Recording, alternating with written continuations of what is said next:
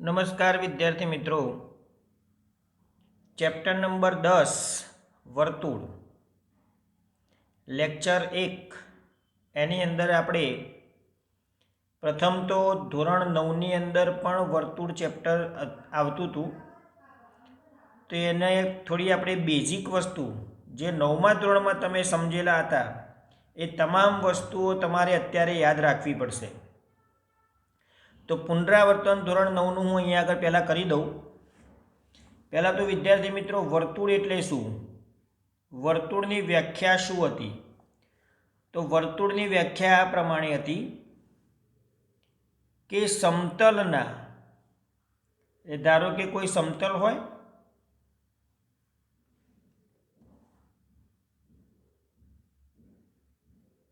સમતલના નિશ્ચિત બિંદુથી અચળ અંતરે આવેલા બિંદુઓના ગણને વર્તુળ કહે છે. એટલે નિશ્ચિત બિંદુથી અચળ અંતર એટલે આ બિંદુ જે નિશ્ચિત છે એનાથી, આ ધારો કે નિશ્ચિત બિંદુને ઓ કહીએ, અને અહીંથી આ જે અંતર છે ઓએ, ઓથી એનું માપ ઓએ કહેવાય. ઓ એ અને ધારો કે આ માપ લઈએ ઓ બી કે પછી ઓ સી, આ તમામ માપ સરખા હોય એટલે અચળ અંતરે આવેલા બિંદુઓનો સમૂહ અથવા બિંદુઓનો ગણ એને કહેવાય વર્તુળ. ફરીથી સમતલના આપણે કહી દઈએ આલ્ફા, તો સમતલના નિશ્ચિત બિંદુથી અચળ અંતરે આવેલા તમામ બિંદુઓના સમૂહને વર્તુળ કહે છે. વર્તુળ એટલે સમતલના નિશ્ચિત બિંદુથી અચળ અંતરે આવેલા બિંદુઓના ગણને અથવા બિંદુઓના સમૂહને વર્તુળ કહે છે. હવે વર્તુળની સમજ મેળવ્યા પછી અચળ અંતર હતું એને શું કહેવાય? તો ત્રિજ્યા કહેવાય. અચળ અંતરને શું કહેવાય? ત્રિજ્યા કહેવાય. તો વર્તુળની ત્રિજ્યાની વ્યાખ્યા શું હતી મિત્રો? તો વર્તુળની ત્રિજ્યાની વ્યાખ્યા હતી કે વર્તુળના કેન્દ્ર અને વર્તુળ પરના બિંદુને જોડતો રેખાખંડ, વર્તુળના કેન્દ્ર અને વર્તુળ પરના બિંદુને જોડતો રેખાખંડ એને કહેવાય વર્તુળની ત્રિજ્યા. તો વર્તુળની ત્રિજ્યા એટલે વર્તુળના કેન્દ્ર અને વર્તુળ પરના બિંદુને જોડતા રેખાખંડને વર્તુળની ત્રિજ્યા કહે છે. એના પછી વિદ્યાર્થી મિત્રો આપણે આવ્યા બીજી એક વ્યાખ્યા હતી વર્તુળની જીવા. તો વર્તુળની જીવા એટલે વર્તુળ પરના બે બિંદુઓને, વર્તુળ પરના બે ભિન્ન બિંદુઓને જોડવાથી મળતા રેખાખંડને વર્તુળની જીવા કહે છે. વર્તુળની જીવા એટલે વર્તુળ પરના બે ભિન્ન બિંદુઓને જોડવાથી મળતા રેખાખંડને વર્તુળની જીવા કહે છે. તો વર્તુળની જીવા વર્તુળની અંદર ક્યાં મોટી હોય? તો કેન્દ્રમાંથી પસાર થતી જે જીવા હશે એ સૌથી મોટી જીવા થશે. વર્તુળની મોટામાં મોટી જીવા ક્યાં મળે? તો વર્તુળની મોટામાં મોટી જીવા એ વર્તુળના કેન્દ્રમાંથી પસાર થશે, અને વર્તુળના કેન્દ્રમાંથી પસાર થતી જીવા હોય એને શું કહેવાય? વ્યાસ કહેવાય. તો આપણે પહેલાં કઈ વ્યાખ્યા જોઈ? તો પહેલાં વર્તુળની વ્યાખ્યા જોઈ. તો વર્તુળની વ્યાખ્યા જોયા પછી આપણે ત્રિજ્યાની પણ વ્યાખ્યા જોઈ. ત્રિજ્યા પછી આપણે જીવાની વ્યાખ્યા, અને એના પછી વ્યાસની પણ વ્યાખ્યા જોઈ. તો વર્તુળ એટલે સમતલના નિશ્ચિત બિંદુથી અચળ અંતરે આવેલા બિંદુઓના સમૂહને વર્તુળ કહે છે. ત્રિજ્યા એટલે વર્તુળના કેન્દ્ર અને વર્તુળ પરના બિંદુને જોડતા રેખાખંડને વર્તુળની ત્રિજ્યા કહે છે. જીવા એટલે વર્તુળ પરના બે ભિન્ન બિંદુઓને જોડતા મળતા રેખાખંડને વર્તુળની જીવા કહે છે. વ્યાસ એટલે વર્તુળના કેન્દ્રમાંથી પસાર થતી હોય તેવી જીવાને, વર્તુળના કેન્દ્રમાંથી પસાર થતી હોય તેવી જીવાને વર્તુળનો વ્યાસ કહે છે. તો આટલી આપણે વ્યાખ્યાઓ જોઈ. હવે આપણે આગળ વધીએ, બીજી એક વ્યાખ્યા જોઈશું સમકેન્દ્રી વર્તુળો. સમકેન્દ્રી શબ્દ ઉપરથી જ ખબર પડી જાય. સમકેન્દ્રી વર્તુળો કે જેમના કેન્દ્ર સમાન હોય પરંતુ ત્રિજ્યા ભિન્ન હોય. દાખલા તરીકે આપણે વર્તુળ લઈએ. આ નાનું વર્તુળ છે, આ બીજું વર્તુળ છે. કેન્દ્ર તો એનું એ જ રાખવાનું. ત્રીજું પણ વર્તુળ લઈ શકાય. તો એક જ સમતલમાં પણ આવેલા હોવા જરૂરી છે. તો એક જ સમતલની અંદર આવેલા સમાન કેન્દ્ર પરંતુ ભિન્ન ત્રિજ્યાવાળા વર્તુળોને શું કહેવામાં આવે છે? સમકેન્દ્રી વર્તુળો. તો સમકેન્દ્રી વર્તુળોની અંદર કેન્દ્ર એક જ છે પરંતુ બધા વર્તુળો જે છે એમની ત્રિજ્યા છે કેવી થાય છે? તો અલગ અલગ થાય છે. તો એક જ કેન્દ્ર હોય, ત્રિજ્યા ભિન્ન હોય તેવા વર્તુળોને સમકેન્દ્રી વર્તુળો કહે છે. પછી એકરૂપ વર્તુળ. એકરૂપ વર્તુળોની પણ આપણી વ્યાખ્યા છે આપી શકાય. તો એકરૂપ વર્તુળો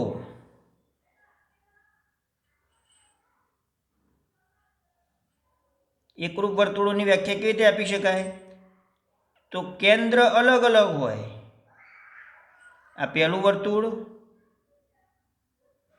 આ બીજું વર્તુળ. તો એમના કેન્દ્ર અલગ અલગ હોય. આનું કેન્દ્ર P છે, આનું કેન્દ્ર Q છે. તો કેન્દ્ર અલગ અલગ હોય પરંતુ ત્રિજ્યા સમાન હોય. આની જેટલી ત્રિજ્યા હોય એટલી ત્રિજ્યા આ Q કેન્દ્રવાળા વર્તુળની હોય. એટલે ત્રિજ્યા સમાન, કેન્દ્ર ભિન્ન તેવા વર્તુળોને એકરૂપ વર્તુળો કહે છે. તો એકરૂપ વર્તુળોની વ્યાખ્યા કેવી રીતે આપી શકાય? તો જે વર્તુળોના કેન્દ્ર સમાન હોય પરંતુ જે વર્તુળોના કેન્દ્ર અલગ અલગ હોય પરંતુ ત્રિજ્યા સમાન હોય તેવા વર્તુળોને એકરૂપ વર્તુળો કહે છે. હવે વિદ્યાર્થી મિત્રો, બીજા કેટલાક આપણે વિધાનો જે છે એ આપણે સમજ્યા હતા ધોરણ 9ની અંદર. એ જોઈએ તો એક વર્તુળની અથવા એકરૂપ વર્તુળોની એકરૂપ જીવાઓ કેન્દ્ર આગળ એકરૂપ ખૂણાઓ આતરે છે. એટલે આપણે ધારો કે આપણે આ વર્તુળ લઈએ.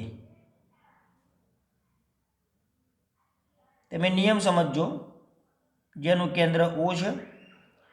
એકરૂપ જીવાઓ, બે એકરૂપ જીવાઓ લઈ લઈએ. AB અને CD એકરૂપ છે. હવે બંને જીવાઓ એકરૂપ હોય તો કેન્દ્ર આગળ બનતા ખૂણાઓ પણ એકરૂપ થશે. તો એકરૂપ જીવાઓ હોય તો કેન્દ્ર આગળ ખૂણાઓ પણ એકરૂપ બનાવે. આ નિયમ છે. તો યાદ રાખવાનું કે એક જ વર્તુળ હોય અથવા એકરૂપ વર્તુળો હોય. તો એકરૂપ વર્તુળોની અંદર પણ આ એટલું જ સત્ય છે કે બે એકરૂપ વર્તુળ લઈ લઈએ. તો એકરૂપ વર્તુળોની અંદર બે જીવાઓ આપણે લઈએ. આ બંને જીવાઓના માપ સમાન હોય એટલે કે બંને જીવાઓ એકરૂપ હોય. તો કેન્દ્ર અહીં આગળ P, કેન્દ્ર અહીં આગળ Q. તો P આગળ જે ખૂણાઓ બનાવશે એની જીવાઓ જે છે તો એ પણ સમાન થશે. એટલે અહીં આગળ જેટલો ખૂણો બનશે એટલો જ ખૂણો અહીં આગળ બનશે.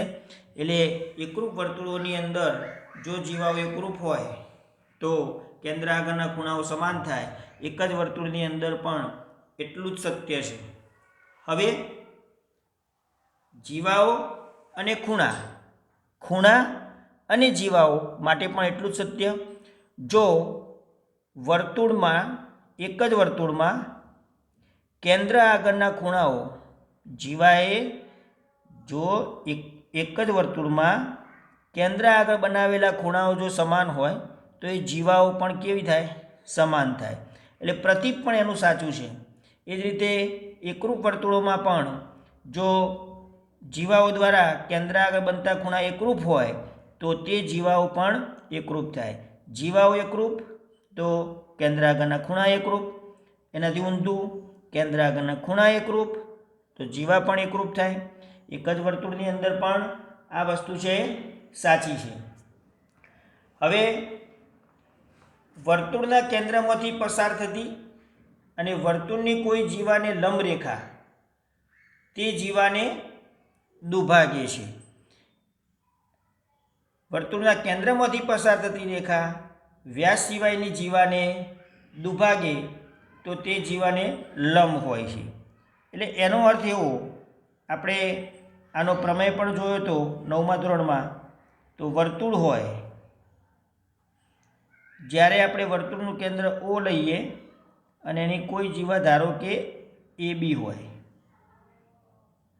તો જીવા AB વર્તુળના કેન્દ્રમાંથી જ્યારે જીવા ઉપર લંબ દોરીએ, લંબપાત બિંદુ M હોય, તો વર્તુળના કેન્દ્રમાંથી જીવા ઉપર જ્યારે લંબ દોરવામાં આવે તો આ જે લંબ છે એ જીવાને શું કરશે? દુભાગશે. એટલે કે AM = MB થાય. તો વર્તુળના કેન્દ્રમાંથી પસાર થતો રેખાખંડ જો જીવાને લંબ હોય તો લંબપાત બિંદુ એ ABની વચ્ચે, એટલે કે એનું મધ્ય બિંદુ થશે. તો જીવા ઉપર દોરેલો લંબ જીવાને દુભાગે. જીવાના મધ્ય બિંદુમાંથી પસાર થતી રેખા એ શું હોય? તો જીવાને લંબ હોય. તો આ રીતે આ નિયમ પણ આપણે જોયો તો, એના દાખલાઓ પણ આવતા હતા 9મા ધોરણની અંદર, એ પણ તમે સમજ્યા હતા. તો આ બધી બેઝિક વસ્તુ છે જે તમારે યાદ રાખવી પડશે. એના પછી ચાપ ઉપર આધારિત કેટલા પ્રશ્નો હતા કે આપણે કોઈ વર્તુળ લઈએ. હવે આ વર્તુળની અંદર ધારો કે AB આ ચાપ છે જેના લઘુ ચાપ કહેવાય, અને બીજો એક ચાપ લઈ લઈએ CD. તો બંને ચાપ એકરૂપ, તો કેન્દ્ર આગળના ખૂણાઓ પણ એકરૂપ. ચાપ એકરૂપ તો કેન્દ્ર આગળના ખૂણાઓ પણ એકરૂપ થાય. એનાથી ઊંધું પણ સાચું છે. કેન્દ્ર આગળના ખૂણાઓ એકરૂપ હોય તો બંને ચાપ પણ શું થાય? એકરૂપ થાય. કેન્દ્ર આગળના ખૂણાઓ જો એકરૂપ હોય તો ચાપ પણ એકરૂપ થાય. આ વિધાન પણ એટલું જ સાચું છે. ચલો હવે વિદ્યાર્થી મિત્રો, બહુ સરળ પ્રશ્ન કે એક જ બિંદુ હોય તો એક બિંદુમાંથી કેટલા વર્તુળ પસાર થાય? એક બિંદુમાંથી કેટલા વર્તુળ પસાર થાય? તો ધારો કે આપણે આ P બિંદુ છે, તો P બિંદુમાંથી આ એક વર્તુળ પસાર થયું, આ બીજું, ત્રીજું, હજુ આ બાજુ પણ લઈ શકાય, પહેલું, બીજું, ત્રીજું, ચોથું. એ જ રીતે અહીંયા આગળ પણ તમે લઈ શકો વર્તુળો અલગ અલગ. તો એક જ બિંદુ હોય તો અસંખ્ય વર્તુળો એમાંથી પસાર થાય. બે બિંદુ હોય તો એમાંથી કેટલા વર્તુળો પસાર થશે? તો બે બિંદુ હોય એમાંથી પણ અસંખ્ય વર્તુળો પસાર થઈ શકે. બે બિંદુ હોય એમાંથી પણ અસંખ્ય વર્તુળો છે પસાર થઈ શકે. આ રીતે તમે દોરી શકો. એટલે બે બિંદુ હોય તો એમાંથી પણ અસંખ્ય વર્તુળો પસાર થાય. એક બિંદુ હોય એમાંથી પણ અસંખ્ય વર્તુળો પસાર થાય. પરંતુ ત્રણ ભિન્ન અસમરેખ બિંદુઓ હોય, એટલે કે ત્રણ ભિન્ન બિંદુ અસમરેખ, એટલે કે અહીંયા હોય, એક અહીંયા હોય અને એક અહીંયા હોય, તો આ A બિંદુ, આ B બિંદુ, આ C બિંદુ, તો આ ત્રણ બિંદુઓ જે છે એ અસમરેખ છે. અસમરેખ એટલે કે એક જ રેખા ઉપર ના હોય. તો ત્રણ ભિન્ન અસમરેખ બિંદુઓમાંથી અનન્ય વર્તુળ પસાર થાય. અનન્ય એટલે એક અને માત્ર એક જ વર્તુળ પસાર થાય. ત્રણ અસમરેખ બિંદુઓમાંથી એક જ વર્તુળ પસાર થાય. તો આ એક નિયમ હતો જે આપણે 9મા ધોરણમાં ભણેલા હતા. બીજું, આપણે એક વર્તુળ દોરીએ.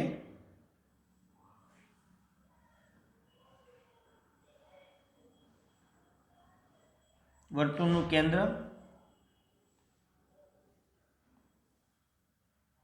કેન્દ્ર આગળ આતરેલો ખૂણો લઈ લઈએ. અહીં આગળ P બિંદુ લઈએ. તો વર્તુળની લઘુ ચાપે કેન્દ્ર O આગળ આતરેલો ખૂણો વર્તુળની તે ચાપે વર્તુળના બાકીના ભાગ પર આતરેલા ખૂણા કરતાં કેવો થાય? બમણો થાય. એટલે જો આ x હોય તો આ 2x થાય. ફરીથી વર્તુળની ચાપે કેન્દ્ર આગળ આતરેલો ખૂણો તે ચાપ સિવાયના બાકીના ભાગ પર આતરેલા ખૂણાના માપ કરતાં બમણું માપ થાય.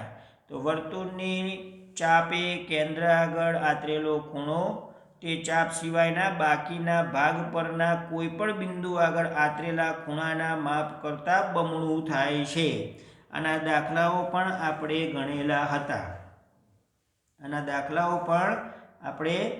ગણેલા હતા. એના પછી એક જ વૃત્તખંડના ખૂણાઓ સમાન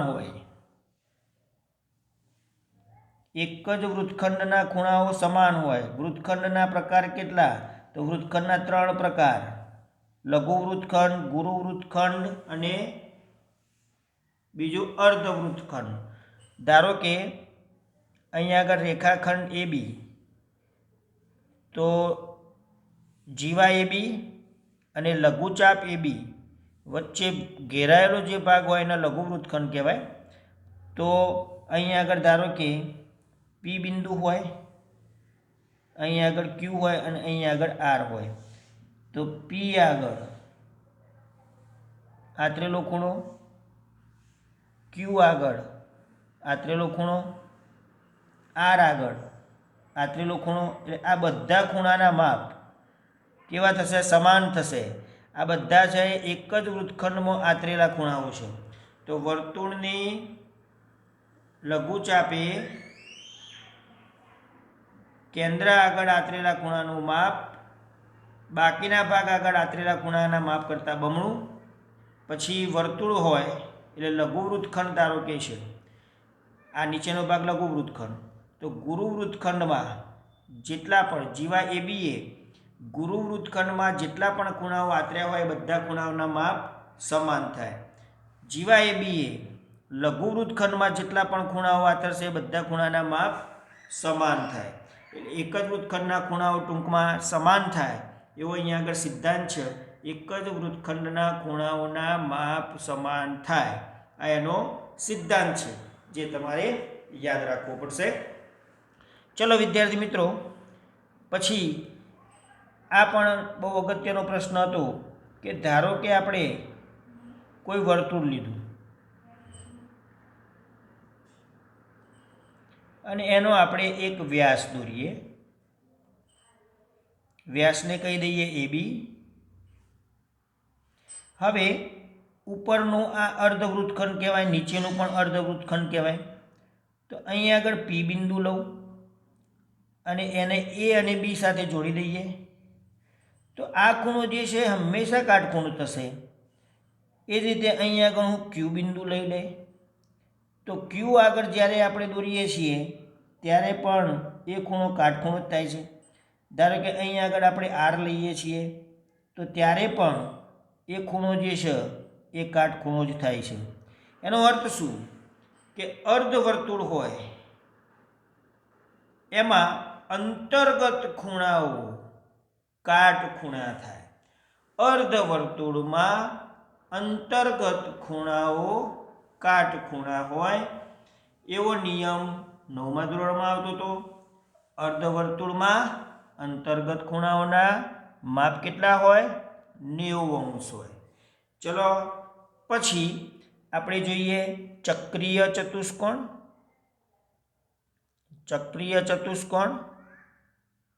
એ પહેલાં જોઈએ ચક્રીય બિંદુઓ. એટલે એક જ વર્તુળ ઉપર આવેલા જે બિંદુઓ હોય એમને ચક્રીય બિંદુઓ કહેવાય. ચક્રીય ચતુષ્કોણ એટલે જે ચતુષ્કોણના ચારે શિરોબિંદુઓ એક જ વર્તુળ ઉપર આવેલા હોય. એટલે 4 શિરોબિંદુઓ લઈએ, A, બીજું B, ત્રીજું C અને D. તો આ ચારે 4 શિરોબિંદુઓ જે છે એ ક્યાં આવેલા છે? એક જ વર્તુળ ઉપર. તો જે ચતુષ્કોણના ચારે શિરોબિંદુઓ એક જ વર્તુળ ઉપર આવેલા હોય તેવા ચતુષ્કોણને ચક્રીય ચતુષ્કોણ કહે છે. ચક્રીય ચતુષ્કોણના સામસામેના ખૂણાઓ પૂરક હોય છે, એટલે કે સામસામેના ખૂણાઓના માપનો સરવાળો 180 થાય, એટલે ખૂણો એ અને ખૂણો સી સામસામેના ખૂણાઓ કહેવાય, સરવાળો 180 થાય. ખૂણો બી અને ખૂણો ડી સામસામેના ખૂણાઓ કહેવાય, સરવાળો 180 થાય. તો ચક્રીય ચતુષ્કોણની આપણે વાત કરેલી હતી ધોરણ 9ની અંદર. હવે આપણે નવી વસ્તુ સમજીએ, સ્પર્શક. તો મિત્રો, સ્પર્શક, વર્તુળનો સ્પર્શક એટલે કે વર્તુળને એક બિંદુમાં છેદતી રેખા, એને વર્તુળનો સ્પર્શક કહેવાય. પણ છેદિકા એટલે શું? છેદિકા એટલે વર્તુળને બે બિંદુમાં છેદતી રેખા. તો બે બિંદુઓ કયા કયા લઈ લઈએ? એ અને બી. તો વર્તુળને બે બિંદુમાં છેદતી રેખાને વર્તુળની છેદિકા કહેવાય. સ્પર્શક એટલે વર્તુળને એક જ બિંદુમાં છેદતી રેખા. અહીંયા આગળ એક જ બિંદુ ધારો કે પી છે, તો સ્પર્શક એટલે વર્તુળને એક જ બિંદુમાં છેદતી રેખાને વર્તુળનું સ્પર્શક કહે છે. છેદિકા એટલે વર્તુળને બે બિંદુમાં છેદતી રેખાને વર્તુળની છેદિકા કહે છે. હવે વિદ્યાર્થી મિત્રો, આપણે જે વર્તુળ હોય એમાં આપણે વર્તુળનું બહારનું બિંદુ ધારો કે કોઈ પી હોય, ઓ કેન્દ્રવાળું વર્તુળ છે, વર્તુળની બહાર બિંદુ પી આવેલું છે. પીમાંથી આપણે જ્યારે સ્પર્શક દોરીએ છીએ, પીમાંથી જ્યારે આપણે સ્પર્શક દોરીએ છીએ તો બે સ્પર્શકો દોરી શકાય. બહારના બિંદુમાંથી બે સ્પર્શકો દોરી શકાય, પીએ અને પીબી. તો બહારના બિંદુ પીમાંથી બે સ્પર્શકો દોર્યા, પહેલો સ્પર્શક પીએ, બીજો સ્પર્શક પીબી. તો વર્તુળના બહારના બિંદુમાંથી કેટલા સ્પર્શક દોરી શકાય? બે સ્પર્શક દોરી શકાય. હવે આ બંને સ્પર્શકો માટે સિદ્ધાંત શું? તો બંને સ્પર્શકોની લંબાઈ પાછી સમાન થાય, એટલે પીએ ઇઝ ઇક્વલ ટુ પીબી. વર્તુળના બહારના બિંદુમાંથી બે સ્પર્શકો દોરી શકાય અને બંને સ્પર્શકોની લંબાઈ પણ સમાન થાય. આ સિદ્ધાંત પણ આપણે યાદ રાખીશું. એના પછી બીજો નિયમ જોઈએ કે જ્યારે આપણે વર્તુળ હોય અને એનો સ્પર્શક હોય, સ્પર્શક એલ, વર્તુળનું કેન્દ્ર ઓ, અને ધારો કે સ્પર્શ બિંદુ પી. સ્પર્શ બિંદુ એટલે જે બિંદુએ વર્તુળને સ્પર્શક છેદતો હોય એને સ્પર્શ બિંદુ કહેવાય. તો સ્પર્શ બિંદુ પી, વર્તુળનું કેન્દ્ર ઓ, સ્પર્શક એલ, વર્તુળના કેન્દ્રમાંથી સ્પર્શ બિંદુને દોરેલો રેખાખંડ સ્પર્શકને લંબ થાય, એટલે અહીંયા આગળ 90° ખૂણો બને. ટૂંકમાં સ્પર્શ બિંદુએ દોરેલી ત્રિજ્યા, સ્પર્શ બિંદુએ દોરેલી ત્રિજ્યા સ્પર્શકને લંબ થાય. સ્પર્શ બિંદુએ દોરેલી ત્રિજ્યા સ્પર્શકને લંબ થાય. અને આના ઉપરના ઘણા બધા દાખલાઓ આપણે ગણવાના થશે. ઓકે, આગળ જે 9મા ધોરણના જે સિદ્ધાંતો છે એનો તો ઉપયોગ થવાનો જ છે.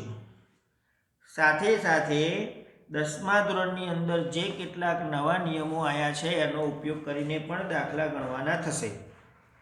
તો આપણે શું સમજ્યા? પહેલાં સ્પર્શકની વ્યાખ્યા. 10મા ધોરણ માટે આપણે શું સમજીશું?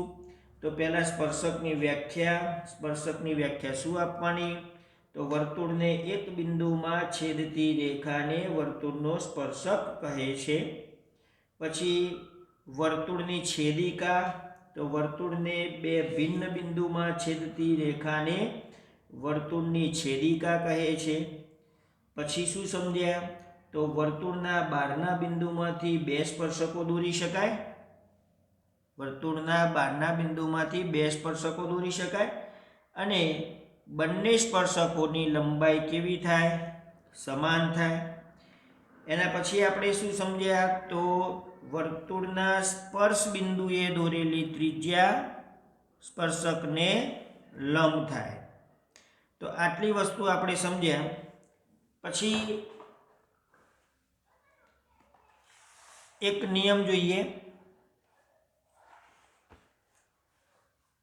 કે ત્રિકોણ હોય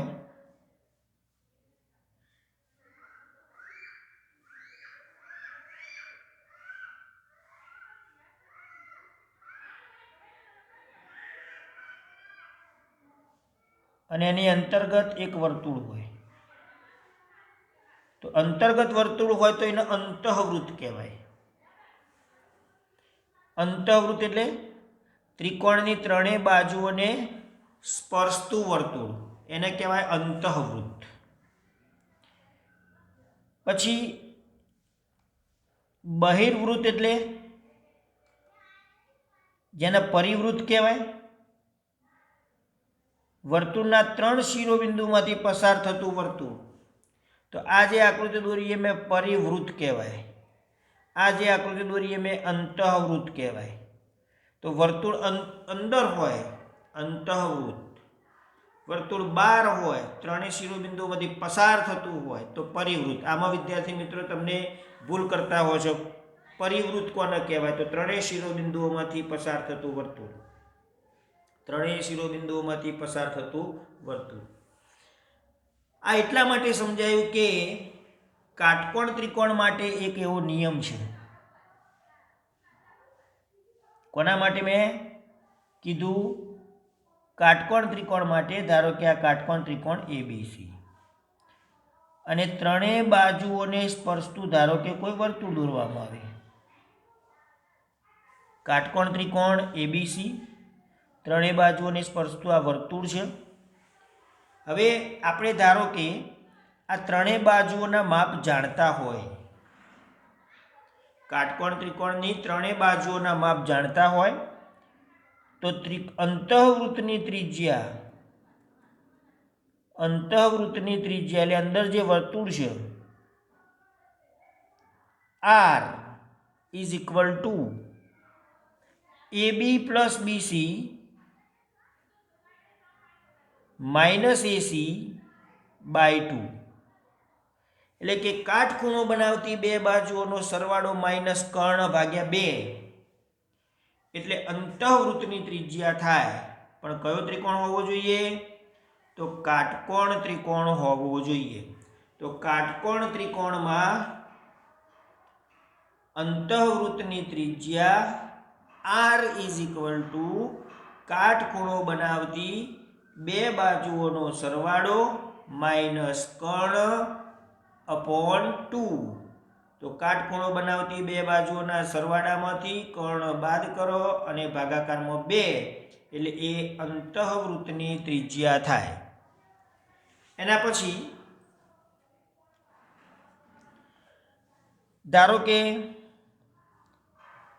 આપણે એક વર્તુળ એ ચતુષ્કોણના ચારે બાજુઓને સ્પર્શતું હોય. એટલે ધારો કે આ ABCD ચતુષ્કોણ અને આ વર્તુળ છે એ ચતુષ્કોણની ચારે બાજુઓને સ્પર્શે છે. તો વર્તુળ જો ચતુષ્કોણની ચારે બાજુઓને સ્પર્શતું હોય તો આ રીતે સૂત્ર તમે યાદ રાખો. સામસામેની બાજુઓ AB plus CD is equal two BC plus AD. ફરીથી, જો વર્તુળ ચતુષ્કોણની ચારે બાજુઓને સ્પર્શતું હોય તો સામસામેની બાજુઓનો સરવાળો સમાન થાય. તો વિદ્યાર્થી મિત્રો, તમારે યાદ શું રાખવાનું? તો પહેલાં 9મા ધોરણનું જે બેઝિક વસ્તુ હતી એ બધી જ વસ્તુઓ યાદ રાખવાની. 10મા ધોરણની અંદર વધારે કોન્સેપ્ટ નથી આવતો, ફક્ત આટલું જ છે. એક સ્પર્શક, એની છેદિકા, બહારના બિંદુમાંથી દોરેલા સ્પર્શકો કેટલા દોરી શકાય, સ્પર્શ બિંદુએ દોરેલી ત્રિજ્યા સ્પર્શકને લંબ હોય, ત્રિકોણની ત્રણેય બાજુઓને સ્પર્શતું વર્તુળ અંતઃવૃત્ત, ત્રિકોણના ત્રણેય શિરોબિંદુઓમાંથી પસાર થતું વર્તુળ પરિવૃત્ત, પછી અંતઃવૃત્તની ત્રિજ્યા એટલે કે કાટકોણ ત્રિકોણમાં અંતઃવૃત્તની ત્રિજ્યા શોધવા માટેનું સૂત્ર કાટખૂણો બનાવતી બે બાજુઓનો સરવાળો માઇનસ કર્ણ અપોન 2. અને જો વર્તુળ ચારે બાજુઓને સ્પર્શતું હોય, જો વર્તુળ ચારે બાજુઓને સ્પર્શતું હોય તો સામસામેની બાજુઓનો સરવાળો સમાન થાય. તો વિદ્યાર્થી મિત્રો, આપણે વર્તુળની ટોટલ થિયરી જે છે, ટોટલ જે સૂત્રો હતા એ બધાની મેં માહિતી તમને આપી દીધી છે. રચનાની અંદર પણ એ વસ્તુ તમે સમજેલા છો. હવે એના ઉપરના જે દાખલાઓ છે એ આપણે જોઈશું અને પ્રમેયની માહિતી પણ આપણે મેળવીશું. ત્યાં સુધી તમે આટલી વસ્તુ છે યાદ રાખજો. હવે પછી આપણે મળીશું બીજા લેક્ચરની અંદર. Okay, bye bye.